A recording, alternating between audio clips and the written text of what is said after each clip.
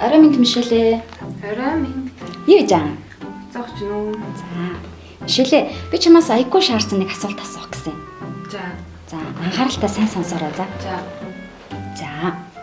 Хэрвээ чи автобусны жолооч байсан бол эхний буудал дээр 5 хүн буугаад 2 хүн суусан. За, дараагийн буудал дээр 3 хүн суугаад 1 хүн буусан. Автобусны жолоочийн овг нэрийг хэн гэдэг вэ? Автобусны жолоочийн овг нэрийг хэн гэдэг вэ? Би яаж мэдээ? Чиний овг нэрийг хэн гэдэг? Тавгсараа. Тэгээд Би тэр автобусны жолооч яваа. Би яаж мэдээ? хэрвээ чи автобусны жолооч байсан бол гэж би асуусан шүү дээ. Утас ухсаар агаад энэ Мишель хараа ийм болсон биз дээ.